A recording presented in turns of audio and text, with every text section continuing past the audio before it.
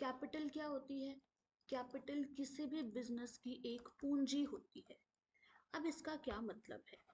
जब भी हम कोई बिजनेस को स्टार्ट करते हैं तो हम कुछ पैसों के साथ बिजनेस को स्टार्ट करते हैं। ऐसा तो नहीं है कि आपके पास पैसे ही नहीं और आप कोई भी काम करने लग जाओगे, आपको किस कुछ पैसे तो चाहिए होंगे रॉ मटेरियल बाय करने के लिए, या फिर फिनिश्ड गुड्स बाय बाय करने के लिए, लोकेशन के लिए, प्लांट के लिए, मशीनरी के लिए, फॉर एनी पर्पस आपको जब कोई मनी की ज़रूरत पड़ती है, उसके बिना जिसके बिना आप कोई काम को शुरू नहीं कर सकते, वो आपकी कैपिटल जो है वो कहलाती है। अब एक अकेला इंसान तो ये सारी की सारी कैपिटल नहीं लेकर आ सकता, क्योंकि कैपिटल ये तो है नहीं कि आपने 100 रुपए लिए और काम करना चालू कर दिया। आपको यहाँ पर शायद 100 करोड़ की भी रिक्वायरमेंट हो सकती है काम को करने के लिए। तो इस वजह से इतना सारा पैसा जब एक इंसान के पास नहीं होता, तो वो ये सारा पैसा अलग अलग सोर्सेस से बोरो करता है। सोर्सेस से इस मनी को वो उठाने की कोशिश करता है। और जब हम यही देखते हैं कि कहाँ से कितना पैसा उठाया गया है, वो आपका कैपिटल स्ट्रक्चर जो है कहलाता है। बेसिकली कैपिटल स्ट्रक्चर का मतलब हुआ कि एक कंपनी ने कितना पैसा डेट से लिया है, कितना पैसा डेट यानी कि आपके डिबेंचर से उठाया है, और कितना पैसा इक्विटी से उठाया है। बस सिंपल से अगर भाषा में हम बात करें तो इसका यही मतलब होता है कि आपने अपने डिबेंचर से कितनी मनी बोरो की और आपने अपने इक्विटी शेयर्स को इश्यू कर कर कितने कैपिटल को जब लिया है, तो वो दोनों चीजें देखकर आपका कैपिटल स्ट्रक्चर जो है वो बनता है। अब अगर हम बात करें कैपिटल स्ट्रक्चर, मतलब जैसे कि सिंपल सी आपको ये बात तो क्लियर होगी होगी कि कैपिटल स्ट्रक्चर एक मिक्सचर है डिबेंचर्स का और इक्विटी शेयर होल्डर्स का, क्योंकि कंपनी जो है वो मेनली यहीं से अपनी मनी को बोरो करती है। और अगर और भी कोई सोर्सेज होते हैं आपकी मनी के तो वो हम यहाँ पर देखते हैं, बट मेनली कंपनी के डिबेंचर्स और इक्विटी ही होते हैं उसके मेन सोर्सेज ऑफ मनी। अब उसके बाद आती है आपकी बात की एक optimum capital structure. Optimum capital structure,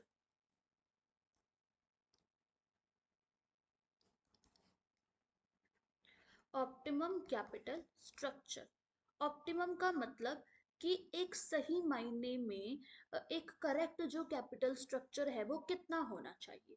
तो हम ये कहते हैं कि किसी भी कंपनी का कैपिटल स्ट्रक्चर 2:1 होना चाहिए, यानी कि डिबेंचर रेशियो इक्विटी आपकी कितनी होनी चाहिए? 2:1 होनी चाहिए। यानी कि अगर आप 2 रुपए अपने डिबेंचर से उठा रहे हो तो आपको 1 रुपए इक्विटी से उठाना होता है, या अगर आपने 1 रुपया अपना इक्विटी से उठाया है तो ही आप 2 रुपए डिबेंचर से जो है वो उठा सकते हो। ये आपका जो है वो आपका ऑप्टिमम कैपिटल स्ट्रक्चर जो है बनता है। ठीक है। उसके बाद आती है आपकी कुछ एक टर्म्स और जो हम इसके अंदर पढ़ते हैं। देखो हमारे ना सोर्सेज ऑफ कैपिटल बहुत सारे हो सकते हैं। वैसे तो दो ही होते हैं, लॉन्ग टर्म और शॉर्ट टर्म। फर्दर इनके अंदर अलग अलग सोर्सेज आते हैं, जैसे लॉन्ग टर्म में आपके पास डिबेंचर्स आ गया, इक्विटी आ गया, लॉन्ग टर्म बैंक लोन आ गया। ठीक है। या अगर हम शॉर्ट टर्म की बात करते हैं तो आपने कोई शॉर्ट टर्म लोन ले लिया, ठीक है, या फिर अपने रिलेटिव्स या फ्रेंड्स से मनी को बोरो कर लिया। तो ये सब आपके different different sources of finance जो है वो होती है। आप इन इन सोर्सेज से जो मनी को है वो बोरो कर सकते हो। ठीक है। बट लेकिन जब हम कैपिटल स्ट्रक्चर की बात करते हैं तो कैपिटल स्ट्रक्चर में मेनली हम लॉन्ग टर्म सोर्सेज को पढ़ते हैं। अब जैसे मैंने आपको बताया लॉन्ग टर्म सोर्सेज आपके ये वाले होते हैं, तो हम बेसिकली यहाँ पर दो को ही ज्यादा डिस्कस करते हैं, डेट और इक्विटी। अब मैंने आपको बताया कि आपकी जो ये कैपिटल रेशियो है वो 2:1 होनी चाहिए, यानी कि 2 रुपीज डेट से और 1 रुपी आप इक्विटी से जो है वो बोरो कर सकते हैं। ठीक है। आपके बिजनेस के अंदर पता है ये दो जो है, आप जो मनी के सोर्सेज है इनके भी अलग अलग एडवांटेजेस और ड्रॉबैक्स जो है वो होती हैं। जैसे कि अगर हम बात करें डिवेंचर्स की, तो डिवेंचर्स आपकी रिस्की फैक्टर होती हैं। ठीक है, रिस्की सोर्स ऑफ फाइनेंस है क्योंकि आपको हर साल इसके ऊपर जो है इंटरेस्ट पे करना है। बट कहीं ना कहीं आपको इसके ऊपर टैक्स बेनिफिट मिल जाता है, तो कहीं ना कहीं आपके लिए पॉजिटिव पॉइंट है। अगर हम इक्विटी की बात करते हैं, इसका हमें फायदा ये है कि मनी जो है वो वापस रिटर्न करने का हमारे ऊपर कोई प्रेशर नहीं है। ठीक है, बट लेकिन अगर हम बात करें, इससे आपका जो डाइल्यूट हो जाता है, आपका कंपनी के अंदर जो आपका कंट्रोल है वो आपका डाइल्यूट हो जाता है।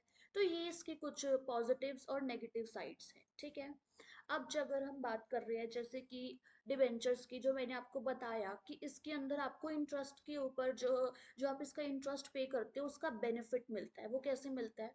फॉर एग्जाम्पल, कंपनी का टोटल जो profit before interest and taxes थे वो 1 लाख था। 1 लाख में से जब उन्होंने, मान लो उनके डिबेंचर्स थे, उनके डिबेंचर्स के ऊपर उन्होंने इंटरेस्ट पे कर दिया 50,000 का।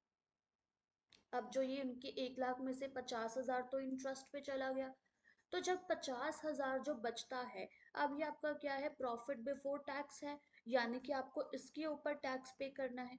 एक तो आप 1 लाख के ऊपर 10% से टैक्स पर पे करो, एक आप 50,000 के ऊपर टैक्स पे करो। तो इन दोनों केसेस में आपको, जब आप 50,000 पर टैक्स पे कर रहे हो, तो आपको कम टैक्स पे करना पड़ता है। इसीलिए जो मतलब हम क्या कहते हैं कि डिबेंचर्स जो है वो आपको टैक्स बेनिफिट इसके ऊपर बहुत ज़्यादा मिलता है। बट कहीं ना कहीं आपको एक रिस्क सोर्स ऑफ फाइनेंस है, क्योंकि आपको इसके ऊपर हर साल जो है वो इंटरेस्ट देना पड़ेगा, चाहे आपके पास मनी है या नहीं है।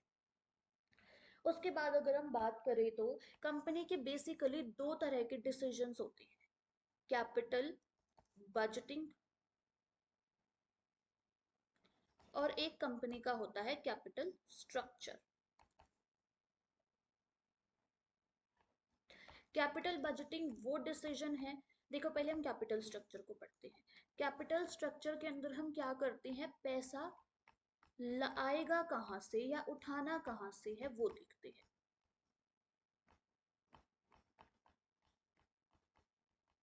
यानी कि आप जो है वो पैसा अपना कहाँ से उठा रहे हो?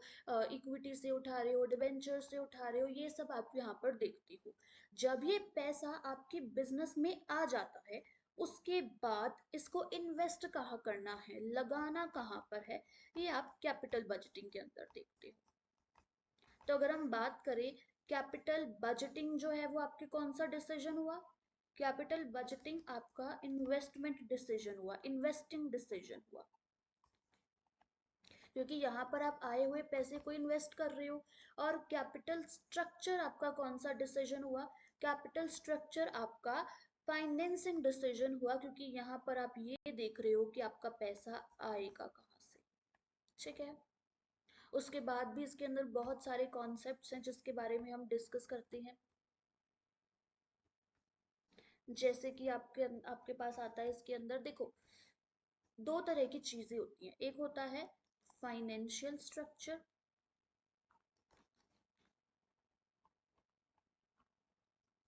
और एक आपका होता है capital structure.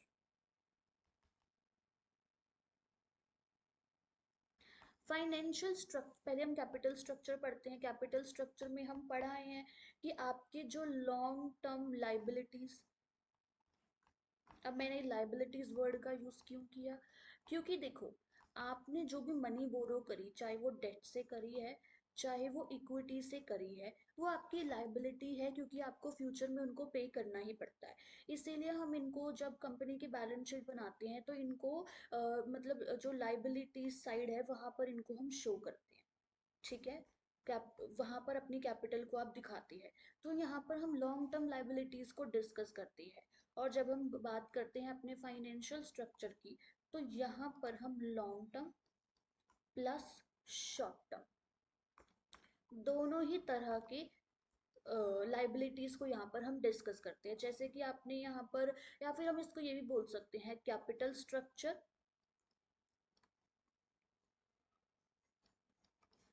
Plus short term. Capital structure में तो आपका डिबेंचर्स इक्विटी आ गया, प्लस शॉर्ट टर्म आपने कोई बैंक लोन लिया है या कोई फ्रेंड से अपनी मनी को जो है बोरो किया है, वो एनी टाइप का कुछ भी हो सकता है, वो यहाँ पर जब आप दोनों को जोड़ देते हो तो वो आपका फाइनेंशियल स्ट्रक्चर जो है कहलाता है। सो बेसिकली अगर हम इसको एक वेन डायग्राम से देखें तो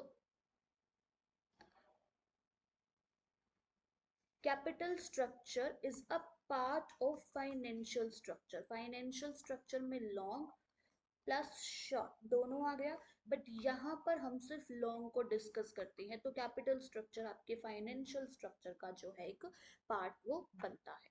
ठीक है, उसके बाद हम ऑप्टिमम कैपिटल स्ट्रक्चर के बारे में पढ़ चुके हैं कि ऑप्टिमम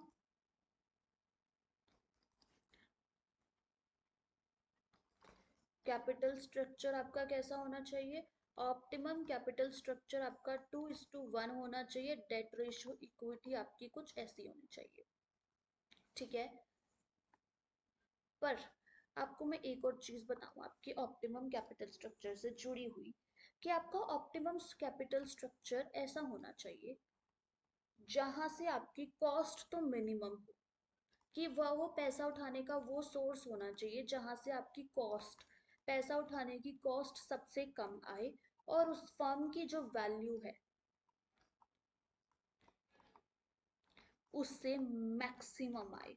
बात समझ आ रही है कि आपको पैसा पैसा उठाने की कॉस्ट आपकी कम हो, बट जब आप उसको कहीं इन्वेस्ट करो तो उससे आने वाला रिटर्न जो है वो ज्यादा हो, यानी कि आपको फायदा ज्यादा होना चाहिए। सीधी सी बात है, हम जब भी कोई डिसीजन लेते हैं तो हम उसमें यही सोचते हैं कि हमारा जो तरफ से पैसा जाए वो कम जाए, और जो वहां से हमें पैसा इन्वेस्ट करने के बाद रिसीव हो वो मनी ज्यादा रिसीव हो। ठीक है, ये जो आपके अलग अलग फैक्टर्स पर आपका कैपिटल स्ट्रक्चर के जो डिसीजन है वो डिपेंड करता है। जैसे कि एक आपका हो सकता है गवर्नमेंट पॉलिसी। अलग अलग टाइम पर गवर्नमेंट जो है पॉलिसीज देने लग जाती है कि आपको कैपिटल स्ट्रक्चर आपका ऐसा होना चाहिए, आप इतनी ही मनी डिवेंचर से बोरो कर सकते हैं, इतना ही आप जो है वो इक्विटी शेयर होल्डर से ले सकते हैं। तो वो भी बहुत मायने रखता है जब आप कोई भी कैपिटल स्ट्रक्चर का डिसीजन जो है वो लेते हैं। कॉस्ट ऑफ कैपिटल, कई बार क्या है कि आप जब इक्विटी से मनी बोरो कर रहे हैं तो आपका कॉस्ट ऑफ कैपिटल बहुत ज्यादा आ रहा है। बेशक उससे मिलने वाले फायदे आपको मतलब हम कहते हैं कि आपको जो है उसके ऊपर कोई पैसा नहीं देना पड़ता या आपका बहुत risk free source of finance है, बट कई बार उसको इश्यू करने की कॉस्ट ही इतनी ज़्यादा आ जाती है कि आप उसको वो नहीं ले सकती हो। ठीक है, कंपनी का साइज कैसा है। अब कंपनी खुद ही बहुत छोटे साइज की है, वो ढेर सारा डिबेंचर उसे मनी को ले लेती है, कल को अगर वापस दे ही नहीं पा रही है तो उसको कितना नुकसान हो गया कंपनी को। अगर कंपनी का साइज बहुत बड़ा है, उसके प्रॉफिट्स बहुत ज़्यादा हैं, तो वो ये वाले जो है ले सकती है। तो इस तरीके की बहुत सारे फैक्टर्स होते हैं जो कि आपको बताते हैं कि आप किस तरीके का कैपिटल स्ट्रक्चर आपको अपनी कंपनी के लिए लेना चाहिए। ये बेसिक ओवरव्यू है एक कैपिटल स्ट्रक्चर के बारे में। इसमें हमने वो सभी पॉइंट्स को डिस्कस किया है जिससे आप कैपिटल स्ट्रक्चर की डीप अंडरस्टैंडिंग जो है वो ले सकते हैं। इसके बाद कुछ कैपिटल स्ट्रक्चर्स की थ्योरीज है जिसमें मैं आपको उसकी ट्रेडिशनल और मॉडर्न थ्योरीज के बारे में बताऊंगी। वो हम जो है वो अगले लेक्चर में डिस्कस करेंगे। ये थ्योरीज बहुत ज़्यादा इंपॉर्टेंट है from the exam point of view. इसके अंदर खुद की ही ग्राफ्स और न्यूमेरिकल्स और जो है थ्योरी की प्रॉपर एक्सप्लेनेशन के साथ हम चीज़ों को डिस्कस करेंगे ताकि आप एग्जाम में अच्छे से इन क्वेश्चंस को अटेम्प्ट कर सके। Thank you, that's all for today's video.